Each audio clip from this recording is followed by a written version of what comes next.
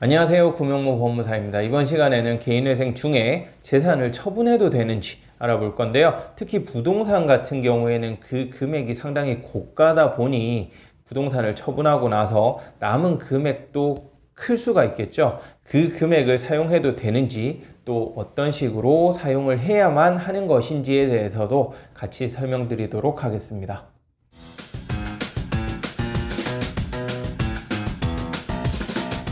부동산을 가지고 있는 경우에도 개인회생은 충분히 신청할 수 있거든요. 그렇기 때문에 부동산을 소유한 상태에서 개인회생을 하는 사례도 상당히 많습니다. 상당히 비중이 많은 편인데, 이렇게 부동산을 소유한 상태에서 개인회생을 하게 되면 보통은 부동산에 이미 담보대출이 있는 경우가 많아요. 따라서 이 담보대출이 있는 상태에서 개인회생을 하게 되면 부동산을 보유한 상태로 개인회생을 진행할 수도 있지만, 예외적으로 인가결정 이후 그 담보채권자가 경매를 신청하는 경우도 있습니다.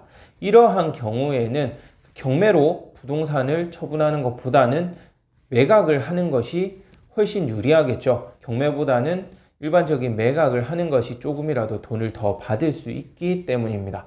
이렇게 내가 가진 부동산이 경매로 처분될 우려가 있다. 그럴 경우에는 미리 부동산을 매각을 하게 되는데요. 이 부동산을 매각할 경우 담보대출금은 상환을 할 수밖에 없겠죠. 그렇게 해야 근저당권이 말소가 되기 때문에 당연히 담보대출금은 상환을 하게 됩니다. 이렇게 담보대출금 상환하고 부동산 복비도 지급하고 세금 납부할 거 납부하고 남은 돈이 있을 경우 이 돈을 어떻게 해야 되는가? 딱히 제한은 없습니다. 그 돈을 쓰는데 제약이 없기 때문에 이 돈은 그냥 본인이 마음대로 사용을 하셔도 크게 문제가 발생하진 않아요.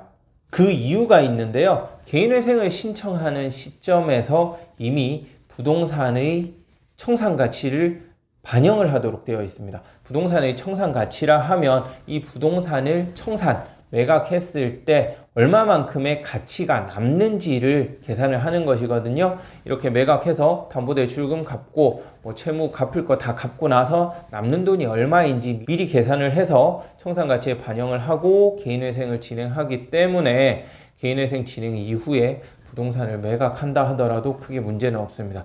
다만 주의할 사항이 있다면 개시결정이나 인가결정 전에 부동산을 매각을 해서 담보대출금을 상환을 했는데 예상했던 청산가치보다 훨씬 고가의 부동산이 매각이 되는 경우에요. 이러한 일은 거의 발생하지 않기는 하지만 예외적으로 부동산이 급등을 해서 이렇게 고가에 매각을 했다. 이럴 경우에는 문제가 발생하게 됩니다. 왜냐하면 이 부동산을 내가 매각해서 남는 돈이 약 5천만 원 정도라고 예상을 했었는데 그것보다 훨씬 많은 1억 원의 금액이 남았다. 그럴 경우에는 기존에 개인회생을 신청할 때 예상했던 청산가치 5천보다 훨씬 많은 1억 원의 청산가치가 발생하는 것이죠. 그래서 이렇게 고가에 매각을 했을 경우에는 남는 금액만큼을 청산가치에 다시 재반영을 하면서 그 청산가치에 맞춰서 변제금도 다시 수정을 하게 된다는 점 알고 계시면 될 것 같네요. 다만 이렇게 예상했던 청산가치보다 훨씬 고가에 매각되는 경우는 정말 극히 드물 수밖에 없어요. 왜냐하면 최근에는 워낙 부동산 값이 급등하다 보니까 법원에서도 최근 실거래가를 확인해서 그 실거래가를 청산가치에 반영하는 추세이거든요.